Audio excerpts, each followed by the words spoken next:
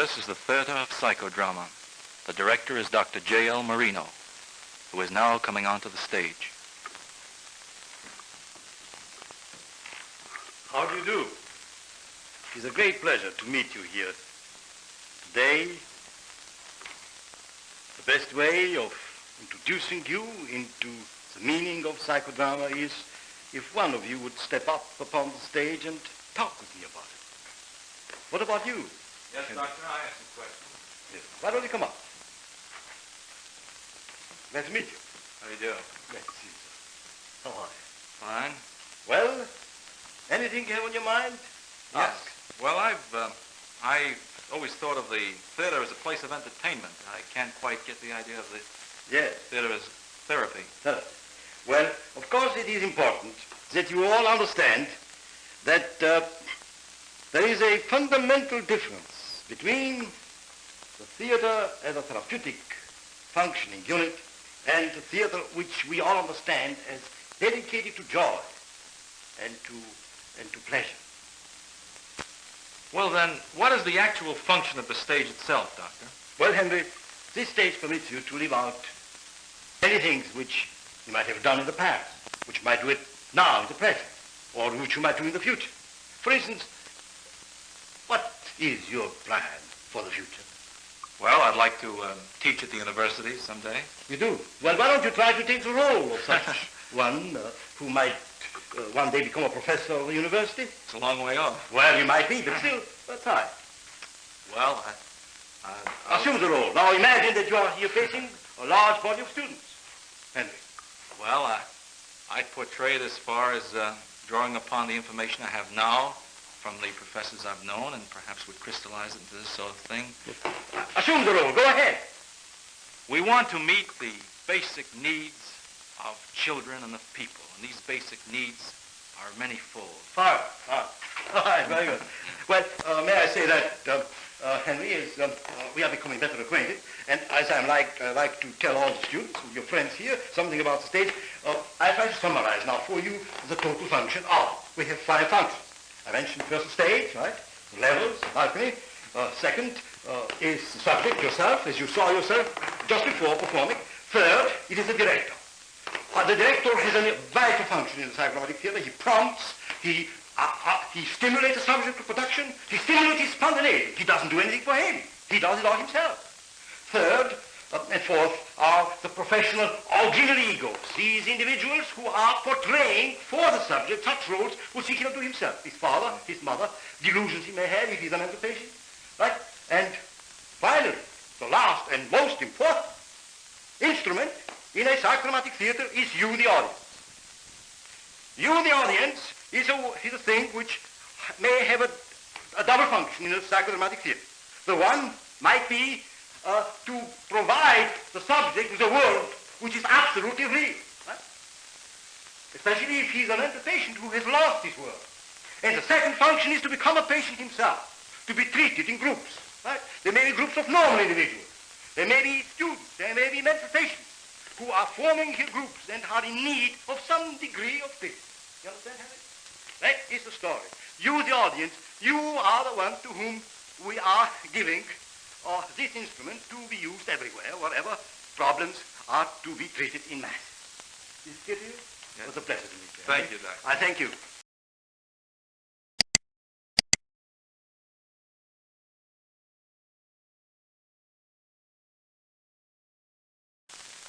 When I begin to work with a subject, I have nothing to work with, and therefore the production is one which I structure gradually. The most important aspect in such a psychodramatic presentation are production techniques. Now, for instance, if I may invite you up, Sue, why don't you come up for a moment? I'd like to demonstrate with you how such production techniques are used. Now, in general, Sue, there are 3 types of production techniques which I'd like to demonstrate in this lesson. The one is the technique of representation. The second is the technique of reversal. The third is a double technique. Let's start with the first one, the technique of representation. For instance, you, Sue, to give you an illustration, you are from? Tarrytown. Tarrytown. I would like, for instance, to meet your mother, right? Your mother isn't here. No, right? she isn't. No, and she couldn't come. We have, therefore, to portray her by means of someone who is particularly trained to take such roles. Now, these people are called auxiliary egos, as you know, and we have here a number. Now, I would like, for instance, Zerka to come up and to portray the role of your mother. Now, in such a case, she will be, here is Zerka, and we will, you being the resource person, you will inform her what kind of a person she is and what kind of a relationship troubles you at the present time, which you would like to, which might require portrayal on the stage, right? And then, of course, we will proceed from then on. She'll be your mother and you will be yourself. The only thing is, Doctor, there isn't too much of a conflict situation with my mother. Oh, that is not. Well, we can imagine, you all can imagine that, how such a technical presentation can be done. So let's move now, thank you so much, Zerka, and we'll move now to a second technique, which I discussed before. It is a technique of reversal. Mm-hmm. Now, with whom do you have a problem? My mother-in-law. Your mother-in-law? Oh, I see. Well, I'll tell you something. I'll invite another auxiliary ego up. It is Jana. Now, Jana, if you'll come up here, and you see, in the role, in the reversal technique, you will take the part of that person with whom you have conflicts. That is your mother-in-law. And she'll take your part. Right? And now you structure with her a situation we would like to see with your mother-in-law, and she taking as well. She takes a part of Sue. All right, go ahead. Well, usually she comes over at night when I'm washing my hair or something, rings the bell, and I have to go downstairs. Go ahead and see. Let's see what happens. What would you do? Well, you'd be coming down the stairs, and I'd be standing there waiting, usually tearful. And so you'd say, "Hello, Mrs. Russell." Mrs. Russell is me. And I'm Sue.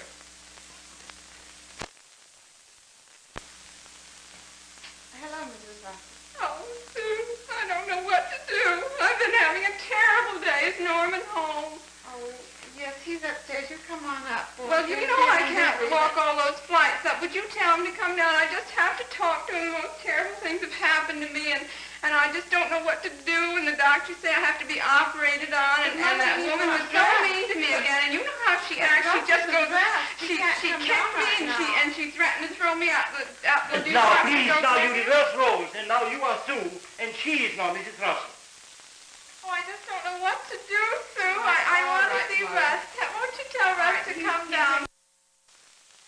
Now, you know that, and I'll have him come over and see you. Oh, but he isn't in class. That's all right. Now, that is about an illustration of how a reversal technique runs. Thank you, Jana. You understand, Sue, and you understand all that is about how it operates. Now, it has a very great therapeutic value because one person can move from herself into the other person's situation and learn in action of what is going on in her own mind. And so she lives in two persons simultaneously, so to speak. And so let's go now, Sue, to the third technique. It is, and you all, please look carefully at Sue. We will go now into the double technique. Now, everyone, as it is visualized in mythology, we all have a person who is a double of ourselves. That is at least how it is visualized by the mystics and by folklore of all peoples on earth. And now, let us imagine that you'll come home, right, at one evening, and you'll find yourself. Zerka, will you please take the part of the double? And you'll find that there are two shoes in your living room, let us say. And now, you, of course, as regular doubles, you will move the same way, you will talk the same way, you will feel the same way, and you will complement yourself. She will give you a great deal of strength by having one like you in social space. Go ahead and try to work it out that way. Oh, dear, I suppose I was very nice to Russ's mother. Well, I try to be nice. Well, I know, but I don't seem to succeed very well. She gets so upset and she unnerves me. She makes me feel so, I don't know, so fidgety. Well, I used to be able to get along with her all right, but I guess as I got a little more neurotic myself, I found that she was now there you are, bothering girls. me. Let us imagine now that you will continue to show the double technique in all phases of your mutual existence. And now I would like to explain to all of you what this double technique means psychodramatically and therapeutically. You see, the best illustration is, if you recall, the great French novelist Guy de Maupassant. One day, when he came home, he saw himself sitting at his desk writing a manuscript. That was the beginning of his psychosis. That was an uncontrolled double, one who hallucinated himself from his own mind and was there in space. But we are projecting the double voluntarily upon the stage, giving you a double so that you may learn and maintain control of your own mind. The controlled situation which a double portrays from the depths of your psyche, Sue, is what we are giving to all these people who are suffering from psychotic experiences. You understand? Yes.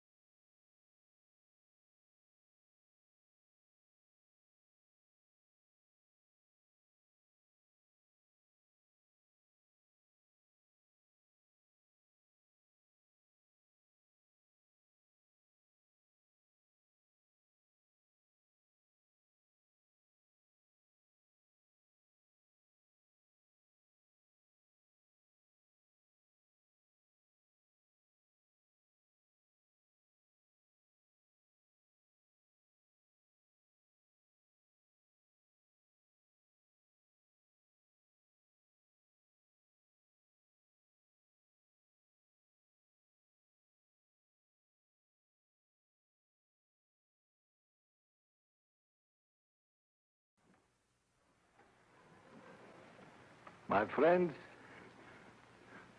ladies and gentlemen, do you hear me all? I'm very happy to greet you today in the name of the first International Congress of Psicodrama. You know, Psicodrama has come to Paris because Paris is a capital of psychodrama. It always has been, and it always will be. There are many, many cities, but there is only one Paris and one France. President de Gaulle said, la grandeur de France. We say la grandeur du monde.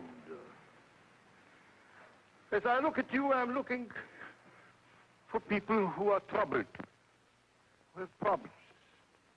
Problems in love, marriage, in family, in business. And I'm ready to work with any one of you who is ready to work with me. And so if I'm now stepping forward to look for subjects, I'm seeing first you. What is your name? Jean, and what is your name? What is your relationship to Tom, Jean? You are a married couple. Why don't you come forward? Let me meet you. Oh, Jean, beautiful. I kiss your hand. And you, Tom, come perhaps to this side. Now, how long are you married to Tom? We have been married 5 years. 5 years? Yes. Why are you here in Paris? What brought you to this beautiful city? I'm an old Parisian. You are an old Parisian, and you? I have stayed here since our marriage. Your marriage. I'm a journalist here. How long are you married? 5 years. 5 years. Yes. Children? We have 2 children. 2 children. Where are they? They're in the country. Oh, they're in the country. Now, tell me now, Tom and John, now, why are you here in Paris? What brought you here? Today, the Congress of... The Congress? Yes. And what do you want to do here? What is your motive? Well, We're writing an article about Congress. An article about me, perhaps? Yes, about... Well, then let's write it now. we're interested in psychology. Oh, you are interested Yes. in psychology? Yes. And you? Yes, You yes. are? Yeah. Now, tell me, you must have a problem, otherwise you wouldn't have come forward to see me. Well, we do. What do you have? We don't get along. We have Now, you don't get along? Now, what is that? That is so general. Is there any specific problem you have? Well, I think that from my point of view, I have a problem. Yes. Which is This is here because only a real problem has a meaning in this session. Yes. If it is not real, if it is fictitious, then you just return where you come from.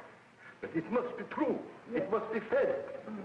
It's a true problem. What is it? It's, I have been studying for several years, and after that I have been working. Yes. I had professional life.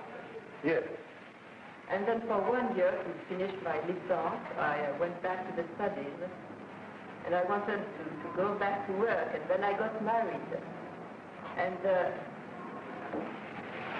since then, I haven't been working, because my husband is American, always wanted to go back to America and so on, and so we had fights about that and problems. Your fights because he wants to be in America and you want to be in Paris.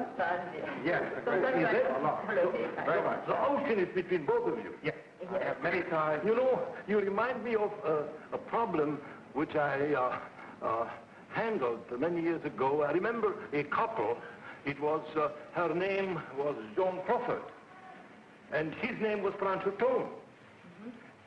And when I became acquainted with them in 1938 in America, their problem was that she felt she is the queen of Hollywood, and he felt he is a king of New York. And so they decided to have half a year in Hollywood and half a year in New York. Yes, we thought we could have this solution, but it's difficult. Well, yes, I think we have a problem. I can bring my mother into this. We have a mother-in-law problem. You have a mother-in-law. Is she in Paris? No, she's not in Paris. Where is she lives in New York. She lives in New York. Yes. Is it your mother? Yes, she's my mother. Your mother. She came over for a week after an absence of a year and a half. And where is she now? And the going was very rough. It all ended up in a terrible scene. Oh, let's see the scene. Oh, but we have to describe the whole week. You bring just essence. Now, where is your mother-in-law now? She's in New York. She's back in New York. Well, let's go to New York and see how she is. All right. Let's project ourselves. Where does she live in New York? She lives... What street? Has she her own house or in an apartment building? An apartment. What floor? 16th. Well, let's go up to the 16th floor and see her and see where she is. You will go together or will you let him go alone? Why don't you go jointly and face her? Huh? Well, I don't think that she would that there would be any possibility of she wouldn't go their meeting. No, she wouldn't go near my mother. My mother wouldn't go near. No, we had a fight. You had a fight? Over the children. Over the children. Over our children. Where are the children now? The children are in the country. Oh, they are in the country here in France? Yes. Oh, God. The children in France, the mother-in-law in New York, and you two in Paris at the Psychodrama Congress. Well, let's suppose that we're all in Paris. Let's suppose. Very well. Now, no, then we can arrange it very easily. Well, she came to visit us during a week, you see. In Psychodrama, the ocean is nothing. All right. We can always go thousands of miles away from this point. I don't especially want to go. I understand how you feel. Neither do I, but I think we should I try. think that I'm very sorry for you. Now, tell me now, John, I don't want to talk to you. Just forget him. We are alone. Now, it is your mother-in-law who bothers you since you married, is it? In a way, yes. In a way, yes. Mm. Now, I would like now that you and your mother-in-law have an encounter and see how you make out yourself. Now, you have to realize that the encounters you have had with your mother-in-law in life itself are one thing. But here you can be far more expressive than in life. You just get going the whole way and give it to her. All right? Yes. Now, let us see, whom do you like to choose as a mother-in-law? Now, let us say, Zarka, would you like to portray? All right? Now, this is, you know what we call in psychodrama an auxiliary ego. This is not your real mother. No. But she would try to portray her to the best of her ability, and I would appreciate Tom, if you'll sit down on that couch for a moment, and that's the two ladies. Now, you have entered your mother-in-law's home in New York, right? You've taken her by surprise. You've flown via Air France to New York, and you are in your mother-in-law's home. Do you remember how the living room is fixed?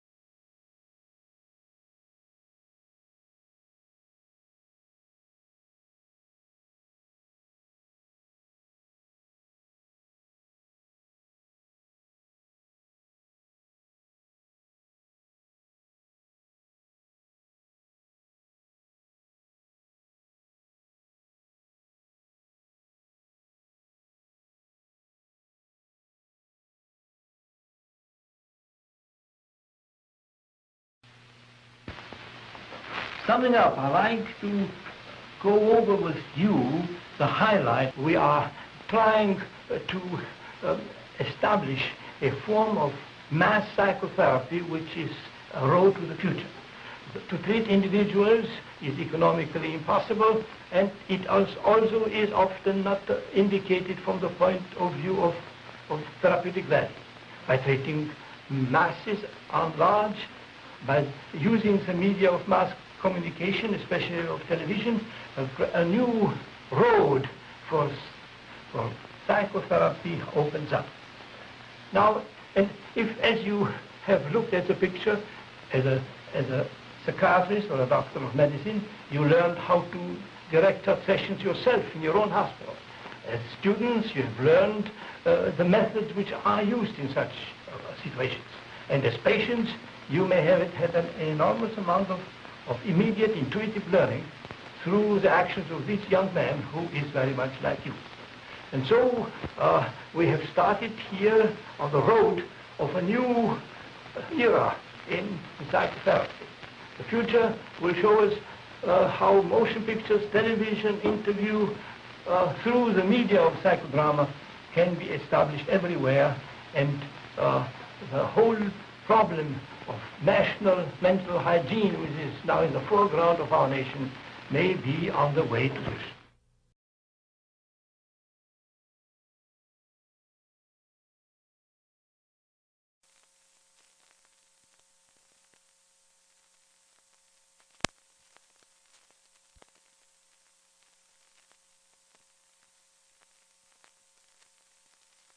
The other day,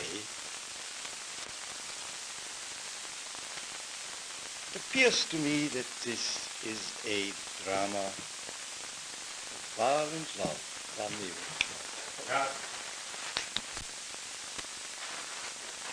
As I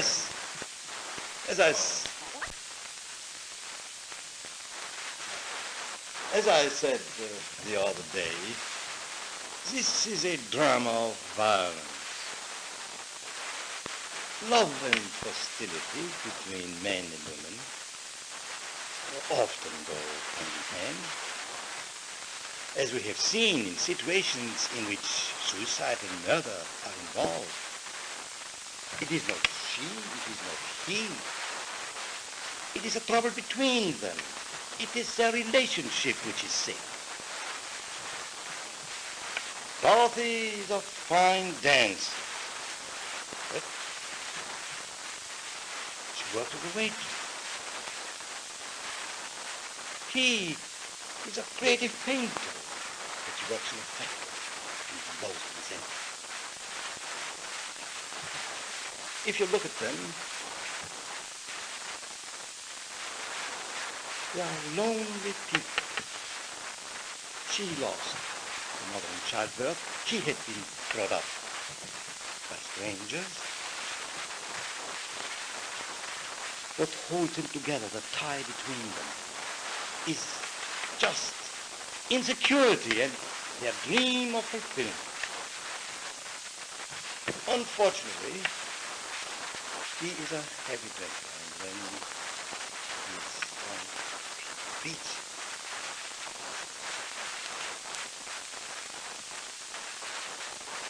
two people in violent love, violent hate.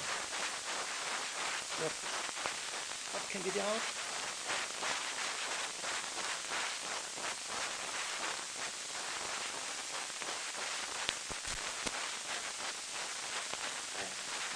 As I said the other day, this is a drama of violence. Love and hostility between men and women often go hand in hand. As we have seen in situations like this in which suicide and murder are involved, it isn't she, it is not he. The trouble is between them. It is their relationship which is sick. Dorothy is a fine dancer, but she works as a waitress and hates it. She's a good painter, but she works in a factory. She dislikes it.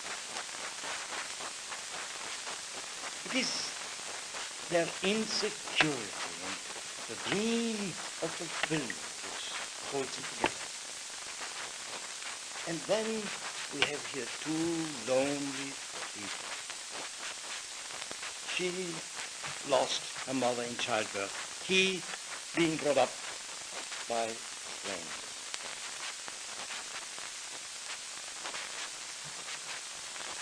And to add up to all that, he's a heavy drinker. And when he is mad, he thinks of it.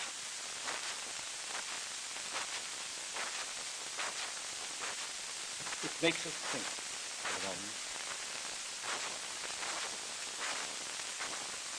Two people. Violent love, violent hate. What will be the outcome?